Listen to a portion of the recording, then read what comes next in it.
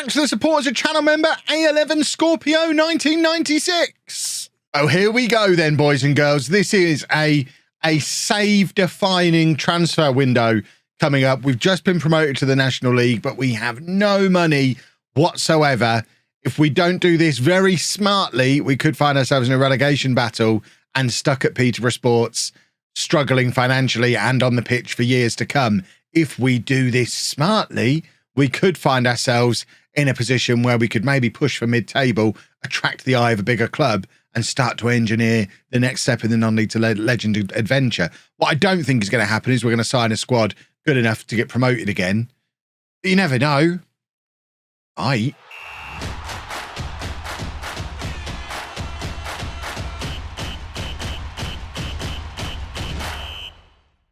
Hello and welcome to part 19 of Non-League to Legend. I'm Kevin. Coming up on today's episode, it is our season review and transfer special at the end of the best season in the history of Peterborough Sports Football Club. We won the National League North. Look, there was a trophy. They might not have presented it to us in yesterday's episode, but there's your confirmation that a trophy did exist. It's there on our season review, and that's where we're going to start things off by looking at last season's signing of the season, and I guess it was never going to go to anyone else. Jamie Sewell, at 23 years old, came in on a free transfer, got 31 goals from 31 starts at a 7.36. Can you believe there were parts of the season where I didn't consider him my first choice striker? 31 goals from 31 starts. That boy, he's quite good. Frankie Terry, I would put as a close runner-up. He came in on loan and was really, really good. A proper difference maker for us at the back. And of course, Bakayoko at 6'4" was a difference maker when we needed that kind of difference maker. 9 goals from 11 starts, including those 2 all-important goals in the title decider against Leamington. Some other very solid signings as well. Cisse, Marshall, Hinchy. It was a very, very good summer last year. If we can do half as well again this time around, we won't need this many players this summer, but we signed a lot of real top quality players last summer, and I would like to be able to pick out some top quality players again this time around. For some reason, just like last season, the National League North doesn't appear on the competitions list in the season review. I guess that's maybe why we didn't get a trophy celebration. The FA Cup, we did make it to the first round for the first time in our history. We'd like an even deeper run this year to make some money. And the FA Trophy, third round, not ideal. Maybe we'll have a run in that this year as well. We're not going to get promoted this coming season, so maybe some cup runs will be a fun thing to add into the season. That would be quite nice. Finances are an absolute mess. It's important that we have that on record right now. Inexplicably, all of this stuff has decreased as well. Sponsorship has halved. Broadcast revenue has dropped. Corporate and hospitality has dropped. Competition prize money halved. Match day revenue, massive drop. This is why we're in financial trouble, and we've only sold less than $5,000 worth of shirts. We've only sold 100 shirts. I reckon if I put a link to the Peterborough Sports website in the chat, in the comments to this video, the description, that's what I'm looking for, I think we could sell more than 100 shirts like that. This is not acceptable. Sewell sells more than anybody, and there's going to be some disappointed people with Bakayoko shirts, because I'm still not sure if he's going to be sticking around. He might have only been at the club for 6 months. I wonder how many of those 100 people had a shirt that's only valid for 6 months. At least we can get them to buy another one with his replacement. That would be perfect. This was our team of the year. Marshall in goal, a back four of Green, Donnelly, Johnson and McKnight. Ajuchi, Hinchy, Cisse and Quirk in the midfield, and then Sewell and Onyeka up front. I guess if you're going to do it, it's a 4-4-2. Makes sense. It really does highlight how I played the 4-4-2 for far too long. The wingers, comfortably the weakest players in the team, and when we switched to the diamond, which suited our midfield players a lot more, we suddenly got better. Who'd have thought? Should have done that quicker, and we'd have run away with the season. Fans Player of the Year and Young Player of the Year and Signing of the Season and Top Goal Scorer and Most Man of the Match awards and Highest Average Rating, all going to Jamie Sewell. This boy is quite good, it turns out. Who'd have thought? Still potentially a future championship player, which would be delightful. Cisse, the only one, and Quirk, the only ones to break his clean sweep. Cisse with goal of the season, Quirk with most assists. We didn't win any of the competition awards, but we have set some club records. Philip Marshall, most clean sheets in a season at 22. Sewell, most man of the matches with 11. Dan Lawler broke the record for most league appearances, despite leaving us quite early on in the season. 229 is the mark to beat. And Sam Bone is our highest ever transfer fee received at 22,000 when he joined Notts County, because he was one of the players who fell out with me, who had to get gone as part of the great clear out that we did midway through the season. But that is all that's really important from this season. We won the league. We are in the National League this coming season. And here's my dynamic manager timeline. Ooh, isn't it dynamic? Lovely. Is that our all-time best 11? Beautiful. Basically the current team, isn't it? Right, is there anything else on here worth knowing about? We've added a few more social media followers. That's good. I mean, those people should also follow LOLLUJO on Twitter and all of the Twitter fake websites. I'm LOLLUJO on all of them. I never ask you to follow me on Twitter. I might start doing it now that social media thing's on screen, though. I like Twitter followers. We've lost some core and brought in some fair weather. I think I've noticed this in the Twitch save as well.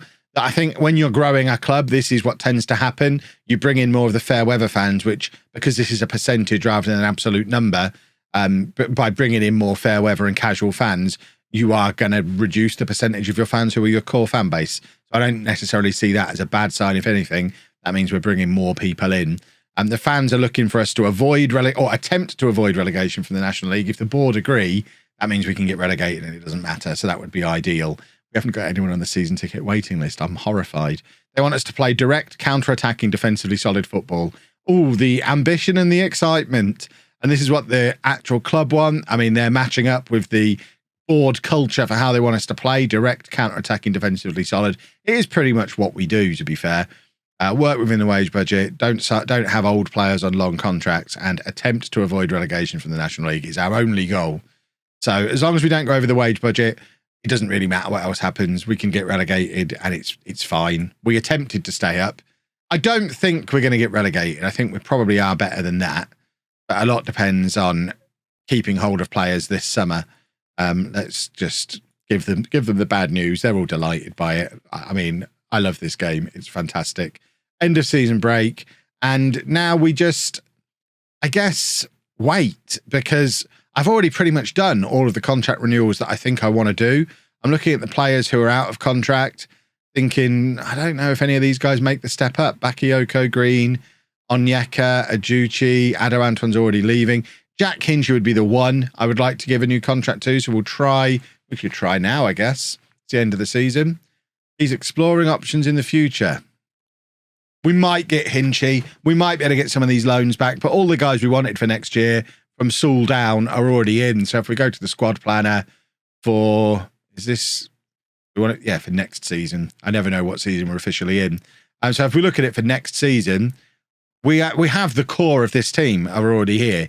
The majority of the boys that we want are already here. So we're now just waiting for the 1st of July for free transfer day, because I don't think we're going to bring anyone in before then. We'll do our free transfers on the 1st of July, try and get Hinchy tied down to add to the midfield number.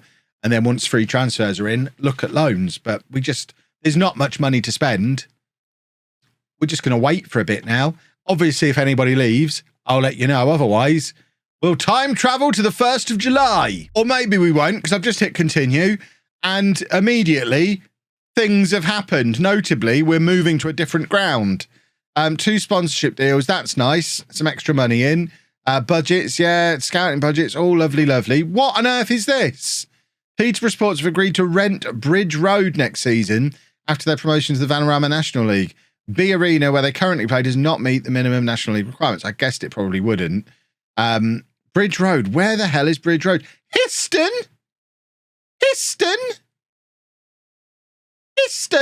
That's basically Cambridge. That's miles away. Well, I mean, we could have shared with Posh. Posh are looking to build a new ground. We could have had London Road. Can we buy London Road off of Posh and let them have their new fancy embankment stadium? Histon. Idiots. Well, we have made it through to the 1st of July.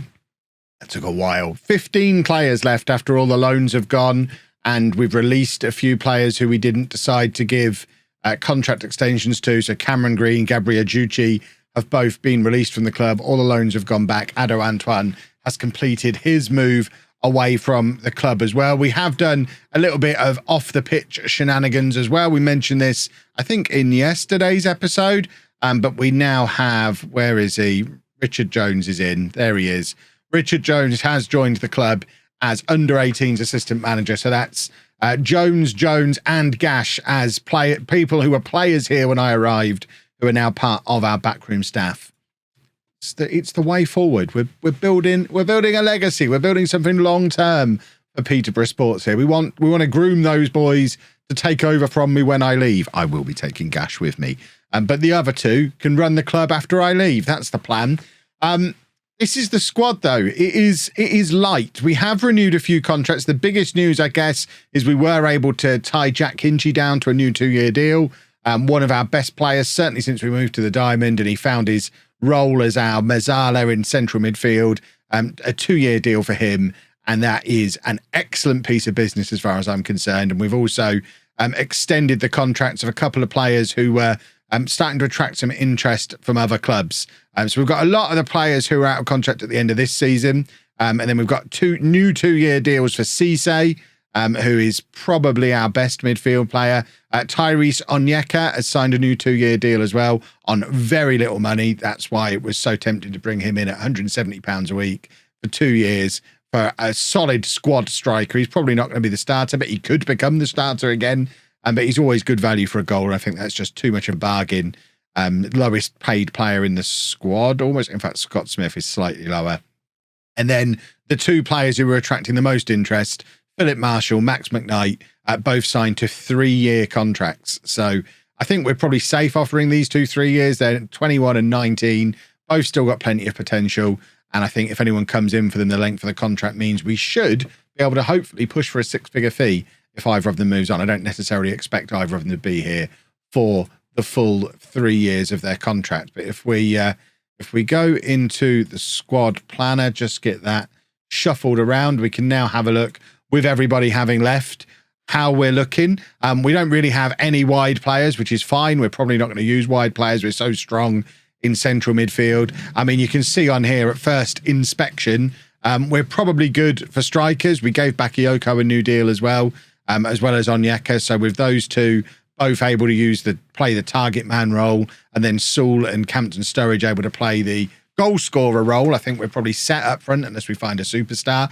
Roberts is fine as our starting attacking midfielder, and Saul can play there if need be.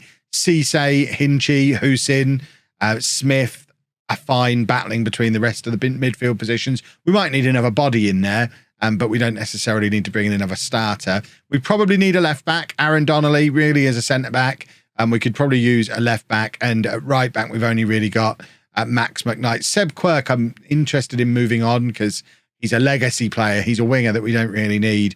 I guess he could be a backup right back for us. And then at centre back, we could probably use one more body as well. Goalkeeper, we're fine. We've got 2 good goalkeepers. But at centre back, if you ignore Quirk, which we will, and you ignore Cisse, which we will, we only have 2 centre backs, and one of them is Donnelly, who's our only left back. So you can see we are a little bit desperate for defenders if we take Cisse out and Quirk out again. And then at right back, Cisse is probably not going to play there. Quirk and McKnight might. So we need 2 centre backs, 2 centre backs, 2 left backs, really. Defensive midfield, all of them will play there from time to time. Centre mid, again, all of them will get the opportunity to play this. We've got 5 options at central midfield. Attacking midfield, Husin probably won't play there, but I think we're fine with those 2. And then up front, we know we've got the 4. So we're set in midfield and attack unless we find superstars, but we really need to go out and get some defenders.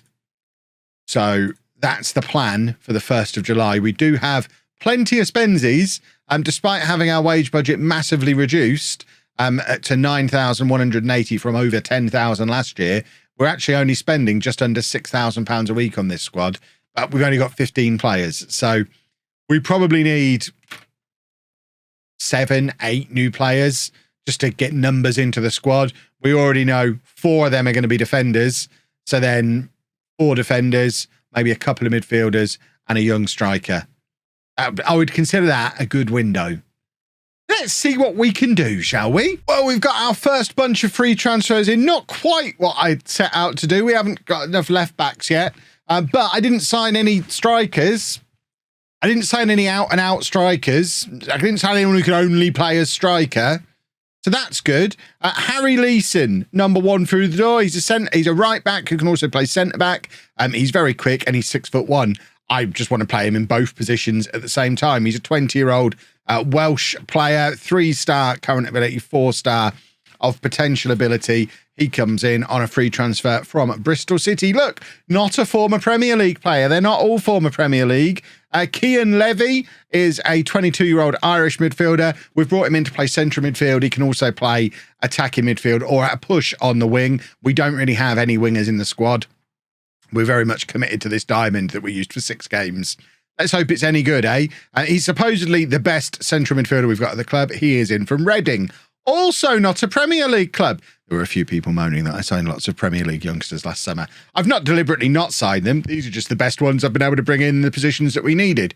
Jarrell Quansah is in. Now, this is an example of how players can have different levels of ability in different saves, because Jarrell Quansah is a player that I signed for Peterborough United in the Championship on my Twitch save, and he was awesome. I suspect the version we've signed for Peterborough Sports in this YouTube save will still be awesome for the level we're at. Less awesome than that one, though. And the other one was Scottish, and this one's Ghanaian. So he does have Scottish as an additional nationality, but he's a 21-year-old, presumably capped for Ghana at under 23 centre-back, 3.5-star current ability and potential ability, 6'4" centre-back, who is now our best centre-back at the club. He is in on a free transfer from Liverpool, and his centre-back partner for the season will be Reece Bennett, who is not that one, who is a 20-year-old English centre-back, 6'1", so not quite as big, but ability-wise, as good as Quansah, and he's in from Manchester United. That is a centre-back partnership, former Liverpool, former Man United. That'll do. The one I'm probably most excited about, though, is Flynn Clark, who is a Peterborough boy, born in Peterborough. He actually came through the Peterborough United youth team, was just starting to break into the youth team there before Norwich snapped him up for £750,000 a few years ago. Never made the breakthrough at Norwich, spent a season on loan at Clyde in League One in Scotland, which I guess that's below the level we're at in England. Hi, Scottish people. You love it when I do stuff like that. But he was released by Norwich this summer. We've been able to bring him home, bring him back to Peterborough, and he is an attacking midfielder, which is where we'll use him. He can also play up front or on either wing, though. So if we decide to go with wingers, Flynn Clark will be one of the first names on the team sheet out wide. But for £350 a week for a Peterborough boy, that is beautiful. He's already got 2 negatives. Fantastic. He's one of several players who's insisted we improve our training facilities. We won't. We've got no money, but we have to do something to get these boys to sign, even if we've only got him here for a bit before he gets upset. Better than nothing, I suppose. And we did actually manage to sign one left back, James Morris. We certainly still need at least one more. He's 22 years old, quite expensive at £450 a week, but is much better than Aaron Donnelly, our other left back. He's formerly of Southampton and Watford. Never played a game of football in his life, but he is another one who's quite quick. Will get up and down that left-hand side, which is absolutely crucial for this diamond system. So if we head over to the squad planner and see what we now need, we're still happy with Marshall and Malden. We've got the young goalkeeper as well, Tony Smith, who can be our third choice. So we definitely don't need a new goalkeeper. At left back, we've got Morris and Donnelly, who's really a centre back and a little bit away behind Morris. It won't be a disaster if we don't sign another left back, but I think I'd like another left back. Obviously, we've still got loans to come as well, which we will start looking at once we've finalised all our free transfers. At centre-back, Bennett, Quansah, Leeson and Donnelly, who are both kind of can play full-back and centre-back. I'm thinking the 4 of them is probably enough for us to transfer list Connor Johnson, who's now only considered a 2.5-star player. It is a shame. He's the last remaining original, but he's also earning a lot of money. He's being paid as much as 2 of these. So it makes sense to move Connor Johnson on and maybe use that money to bring in one more out-and-out centre-back of equivalent ability to these guys, and then have Leeson and Donnelly as centre-backs who can cover full-back, or full-backs who can cover centre-back, as a little bit of squad flexibility. And then at right-back, we've got Max McKnight, Seb Quirk, who might be leaving, and Morecambe are interested in Seb Quirk, so I'm not against him leaving if he wants to go. Leeson will be fine as the other right-back for us, and I'd be happy with McKnight and Leeson going into the new season, but we'd certainly need another centre-back if Leeson and Donnelly are considered the backups to the fullback positions. We're one defender light, I think, once Connor Johnson leaves. And then at defensive midfielder, definitely need one more here. Scott Smith is on his way out of the club. And we've accepted offers for Scott Smith, just free transfer offers. He's only a 2.5-star player now. We're pretty much done with him. Husin might follow him out the door if we get any offers. So if we can find 2 defensive midfielders, that'd be lovely. At the moment, Cisse is going to be playing there, and I'd really like him as my box-to-box midfielder. So we do need a defensive midfielder rather urgently. In actual central midfield, though, Levy is now considered the best one at the club. We've obviously still got Hinchy. Cisse will ideally be playing up there as well. Roberts is an attacking midfielder, so we don't really consider him in the central midfield. We can probably just remove him from central midfield altogether because he's not likely to ever play there. And Husin, we're probably going to sell. So we could probably even take him off this if we offer him out and go out and find ourselves another central midfielder, because we're a DM and a central midfielder short at the moment. And then in attacking midfield, we've got Roberts and Clark, who are both real top level, and Levy and Saul can both play there, although Levy will be in centre mid, Saul will be up front. So we've really just got those two. And that's fine. They're 2 very good options for us to have there. And then up front, Bakayoko, Onyeka, Saul, Campton Sturridge, same as it was before. Pretty happy with that. I'm not against Bakayoko leaving. We have only just given him a new contract. But at the moment, he's our 4th choice striker. So I'm not, as a priority, going to look for a striker. We've not got a lot of money left. We're likely to probably bring a striker in on loan, and that'll probably push Bakayoko out the door. I think he's just a useful guy to have around because he's a big guy who's good in the air, and we don't really have that in any of these other players. So priority now, defensive midfielder, central midfielder, centre-back, left-back. Easy. Let's go do that. Right, couple more transfers. Of course, I've signed a striker. I was always going to sign a striker, Francis Okoronkwo, who has been in a non-league legend series before. It might have been last year, it might have been the year before, but he popped up on the scout reports. He's a striker who can also play out wide, so again, gives us the flexibility to switch to a system with wide players if we want to. 19 years old, 3.5-star current ability, 4.5-star potential, better than anyone else we've got at the club, both up front and on the left wing, on a free transfer from Everton, formerly of Sunderland. We did actually sign some players we needed as well. Sean Stewart is a left back who can also play centre back. He's 6'1", so I wouldn't be upset about playing him at centre back. He's primarily here to be a left back for us. He's as good as James Morris. We've got 2 very good left backs. So left back wise, he's as good as anyone we've got. And he's on the same level as the likes of Leeson for centre back as our kind of backup centre backs. And then we also signed Harvey Griffiths, who's a defensive midfielder, can play further forward, but really we brought him in to be a defensive midfielder. He might even be our starting defensive midfielder. I'd still probably like to bring another one in over the top of him. That's why we've only given him a non-contract, because he's not quite what we're looking for, but he does free Cisse up to play further forward. So if we have to go with him, I'm not against going with him. Connor Johnson has joined Barrow on loan until the end of the season. They're paying his full £500 a week wages. So that's freed up some money for us. And Scott Smith has joined Yeovil on a free transfer.